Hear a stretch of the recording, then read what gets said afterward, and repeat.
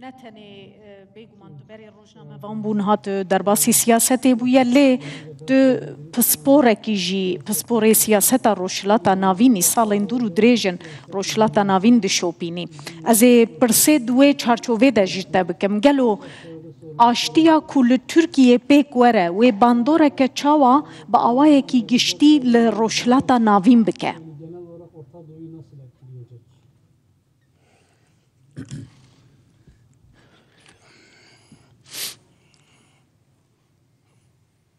Bu çok kolay gözüken ئەمە شتێکە کە زۆر ئاسان دەبینرێ بەڵام ئەوەندە بە ئاسانیە کە پرسیار کرا وەڵامەکەی ئاسان نییە لێرە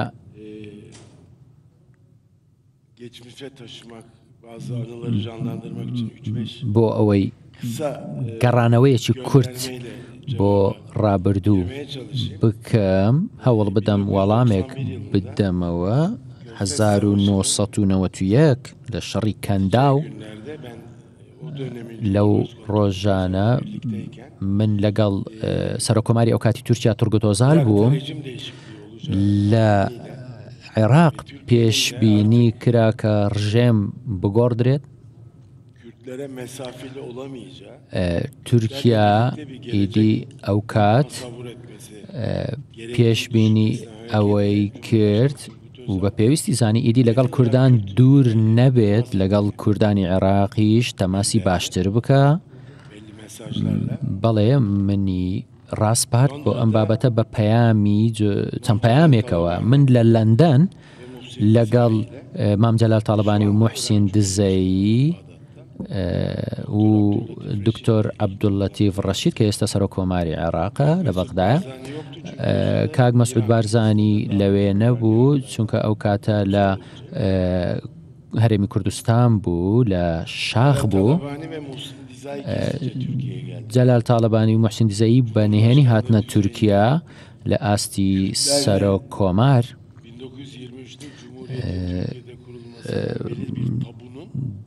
لەگەڵ کوردان بێگومان کوردێک لەگەڵ سەرۆک کۆمار تەماسی دەبێت و بەنهێنی دەبێت لەبەرەوەی لە تورکیا ئەو کاتە باس لەوە دەکرا ئەگەر شتێکی وەها ڕوو بدا دامەزرانی کۆماری تورکیا دەکەوێت تا مەترسیەوە کە 1923 دامەزرا بوو جا لە نێوان جەلال تاڵبانی و عەبدوڵڵا ئۆجالان تەماس دروست کرا لە 1993 یەکەم جار لە ئادار ئاگربەست قسەی لێوە کرا و ڕاگەیەندرا لە دۆڵی بیقاع من لەوێ بووم و نزیکەی کاژێرێک لەگەڵیدا کۆبوومەوە ئێستا ئەگەر بگەڕێینەوە ئەو کاتە لە یوتیوب سەیری ڕوونکردنەوەکانی ئەو بکەین کە ئێستا ئەو کاتە یوتیوب نەبوو کەمێک لەمەوبەر بەڕێسانجار باسی لەو بۆچوونانە کرد بەڵێ بە نزیکەی ئەو کاتەش کە 1993 بوو بە هەمان شێوە یەک دەگرێتەوە کە نزیکەی 32 ساڵە دەبینین ئەو کاتیش بەڵێ باز لەوە دەکرا کە دەرفەتی ئاشتی لەدەست چووە ئێمە بەردەوام دەرفەتی ئاشتی لەدەست دەدەین ئێستا بێمە سەر پرسیارەکەتان باشە بۆچی ئێستا دەرفەتی ئاشتی هەیە بۆچی لەدەستی دەدەین من ساڵانێکە لە نێو ئەم کارەدام هەروەها لە ڕەهەندی ئەکادمیشەوە کارم لەسەر کردووە ئەمڕۆ دەڵێم باشە بۆچی لەدەست چووە هەڵبەتە زیاتر لە هۆکارێکی هەیە زەوینەی نێودەوڵەتی هاوچێشەی ناوچەکە بەڵام گرنگترینیان نەبوونی ویستە بە تایبەتی ئەوانەی تورکیا بەڕێوە دەبن لە بابەتی چارەسەرکردنی کێشەی کورد gereği ئەو ویستەیان نەبووە کە پێویستە. ortaya koymamış. Kaç هەروەها ئەمەیان نیشان نەداوە. بەڵێ دەرفەت لە دەستووە ئەوەی لە ئۆسلۆ کرا دانوستانی نهێنی کۆبوونەوە لەسەر ئاشتی سیرکەن. دەستگای هەواڵگری تورکیا لەلایەن سەرۆک وەزیران ڕەزەب تەیب ئەردۆغان ئەرکدار کراوە لەگەڵ شاندی پەکەکە.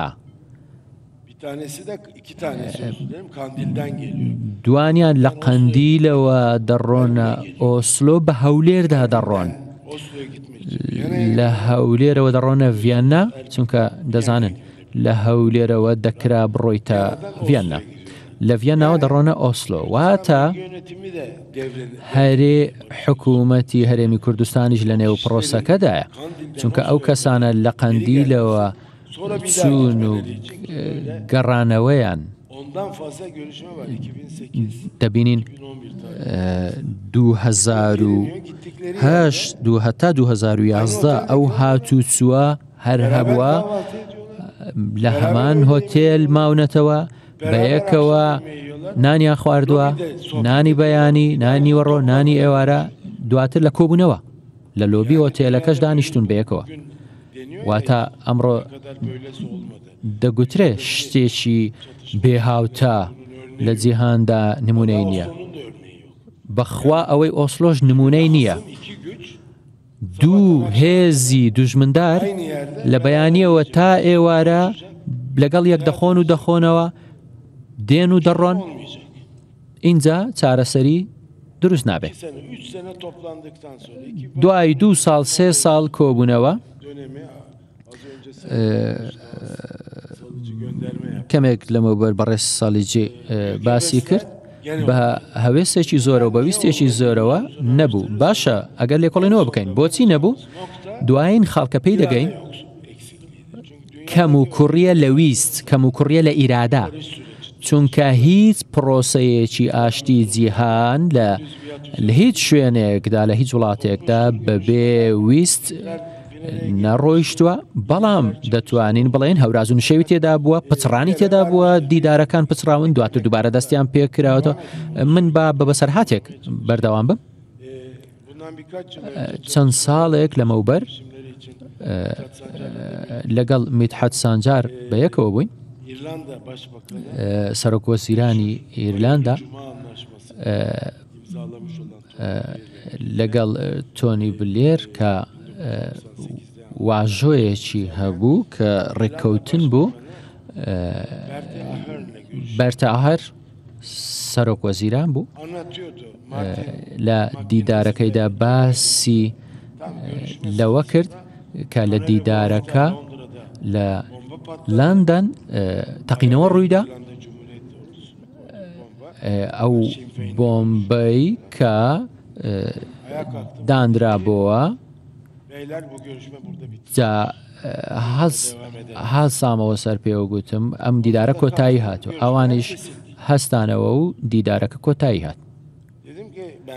من گوتم بەڕێز سەرۆک وەزیران ئەو کاتەی کە چووە دەرەوە لە ژوورەکە سەرکردەکان مارتین ماکینێس دوای ماوەیەک ئومێدی ئەوەی هەیە، هیوای ئەوەی هەیە دووبارە دیدارەکان بەردەوام دەبن، گوتی بێگومان. گوتم ئەی لە مێشکی ئێوە دووبارە دەستپێکردنەوەی دیدارەکان هەیە دوای تەقینەوە؟ گوتی بێگومان. ئەی ئەگەر دەست پێ نەکاتەوە چۆن بگەینە ڕێککەوتن؟ بەڵێ دوای مانگێک دوای 2 مانگ دووبارە دەست پێ دەکاتەوە، دەبێت دەست پێ بکاتەوە. جا ئەمە چی نیشان دەدا؟ ئەمە بوونی ویستی بەهێز نیشان دەدا بۆ چارەسەرکردن. لە تورکیادا ئەم ویستە نییە، ئێستا هەیە، بەڵێ بە شێوەیەکی لەرزۆک هەیە. بۆیە بەڵێ لە میتە سانجاریش باسی کرد کە تورکیا's difficult peace، بەڵێ تۆزێک جیاوازی هەیە دەربڕین و تێگەیشتن، بەڵام هەمان شتە بەگشتی ئەم جارە ویست هەیە، ویست هێندە هەیە یەکێک لە لایەنەکان lideri, kurucusu دامەزرێنەر و سەرکردەی پەکەکەیە کە olan Abdullah Öcalan عەبدوڵڵا ئۆجەلانە و دەستی پێکردووە و silahları bıraktı. بانگەوازی چەکدانانی بە ڕێکخراوەکەی داوە. ئەمە بەڕاستی 11 تەمووز بەشێکمان لەوێ بووین. 41 yıllık Süleyman Demirel زۆر گرنگ بوو کە 41 ساڵە 29. سولێمان دەمیرەل هەموو جارێ باسی ئەوەی دەکرد دەیگوت سەرهەڵدان و ناڕزایی کوردان düzeyde çatışmayı کە ئەگەر بە بیرمان بێتەوە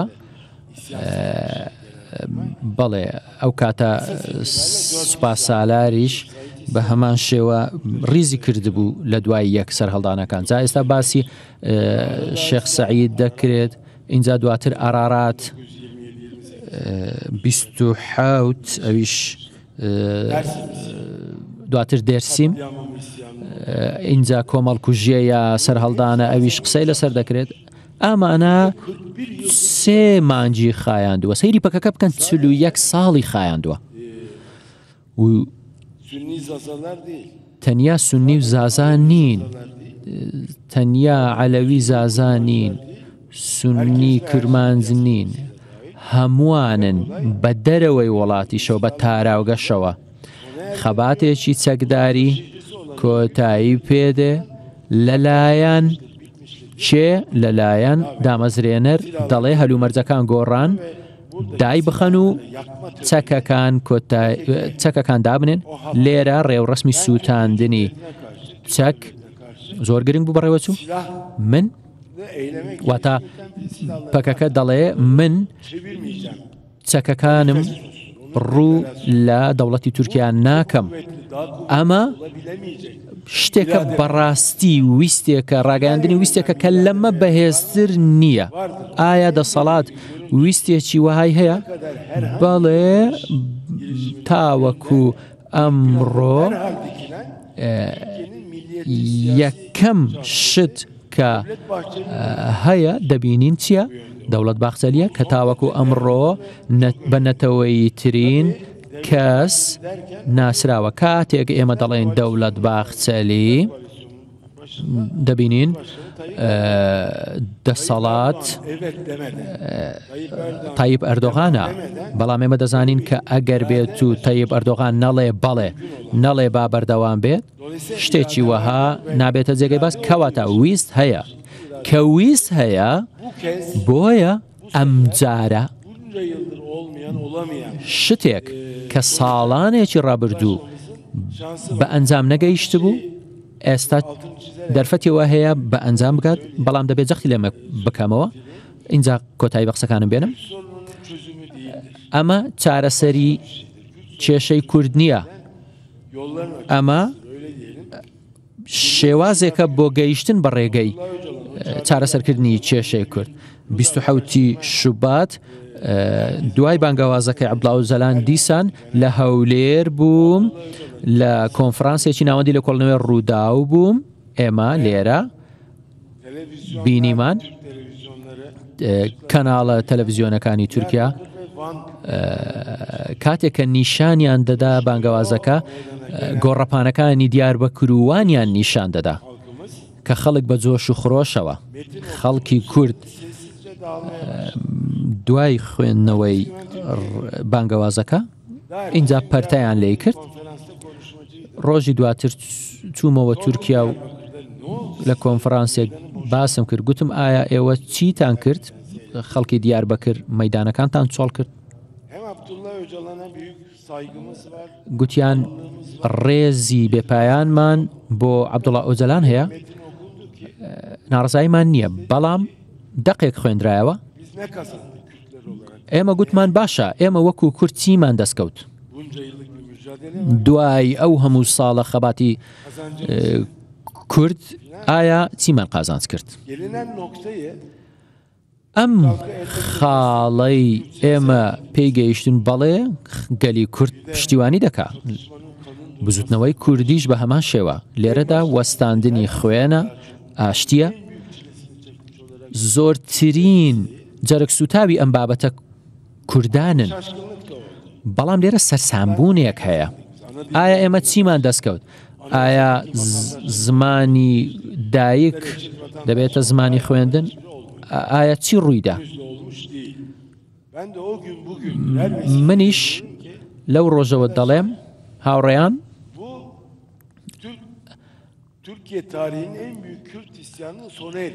ئەمە کۆتایی هاتنی گەورەترین سەرهەڵدانی کووردە لە تورکیا. ئەمە چارەسەرکردنی کێشەی کورد نییە، چارەسەرکردنی کێشە کوردێکی دیکەیە. پێویستە لێرەوە بڕۆینە ناویەوە. بەڵێ کۆتایی هێنان بە سەرهەڵدان پێویست بەوە ناکات کە تۆ ئەم هەنگاوانەی بۆ بنێ. بەڵێ لە دەوڵەتێکی ئۆتۆریتەری دەکرێ ئەمە کۆتایی بێ، بەڵام ئەگەر بە دیموکراسی بوون نەبێ ئەمەش ڕوونادا. بۆیە بانگەوازی عەبدوڵڵا ئۆجەلان لە 27 شوبات هەروەکو بەڕێزی میدحەت سەنجار باسی کرد، بانگەوازی ئاشتەوایی کۆمەڵگەیە. بەڵێ بۆ ئاشتی ویست هەیە، سەرباری هەموو پچڕانەکان ویست هەیە، بەڵام سەرباری هەموو شتێکیش. من ناچمە ناو وردەکاریەکانەوە باسی لێوە کراوە. ئەم ئاشتیە بەڵێ هێشتا لە زەمینەیەکی وەهادا کاری لەسەر دەکرێت کە ئێمە نیگەرانیمان تێیدا هەیە.